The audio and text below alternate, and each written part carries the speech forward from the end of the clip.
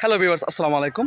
দেখুন, লাইফে আপনি কিছু করতে যাবেন, তখন সবাই আপনাকে কিছু না কিছু বলবে, স্বাভাবিক, ঠিক আছে? সেটা আপনার পরিবারের লোক হোক, আপনার রিলেটিভ হোক, আপনার কাজিন হোক, কেউ না কেউ কিছু বলবে, ঠিক আছে? তো আমি জিমে না গিয়ে ঘরোয়া পদ্ধতিতে জিম ইনস্ট্রাকশন করতেছি, ঠিক আছে? তো পিছনে আমার চাচা ভাই আছে, ও প্রথম থেকে আমার রিভিউ দিচ্ছে আমাকে যে হবে না, এগুলো কি পসিবল, মানে এমনই অনেক কিছু বলতে থাকবে।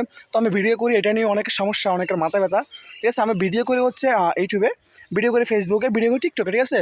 কমেন্ট সেখানে করে না, তারা কমেন্ট সেখানে করে না, তারা আমার ভিডিও দেখে অনলাইন প্ল্যাটফর্মে, আর কমেন্ট করে হচ্ছে কোথায়, বাজারে, দোকানে, ঠিক আছে? তো একটা কথা হচ্ছে, মানে এতটুকুই, এটা আমার ছোটো ভাইয়ের কোনো কি নেই, দোষ নাই, জাস্ট ওকে এমনি উদাহরণ দিয়েছে, ওকে একটা উদাহরণ দিয়েছি। আসল দোষ হচ্ছে মানুষের চিন্তা ভাবনায়।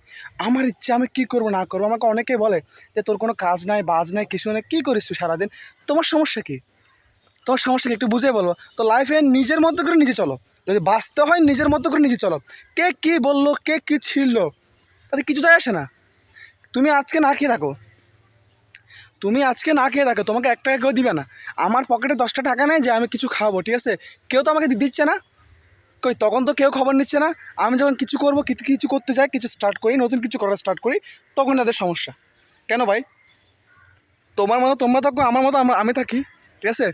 তোমার মতো তোমরা থাকো, আমার মতো আমি থাকি, আমি এটাই চাই, ঠিক আছে? আশা করি বুঝতে পেরেছেন সবাই। তো আমার কথা যদি খারাপ লাগে, সরি, এক্সট্রিমলি সরি, ক্ষমা করে দিবেন, এটাই আশা করি। ধন্যবাদ সবাইকে। আসসালামু আলাইকুম।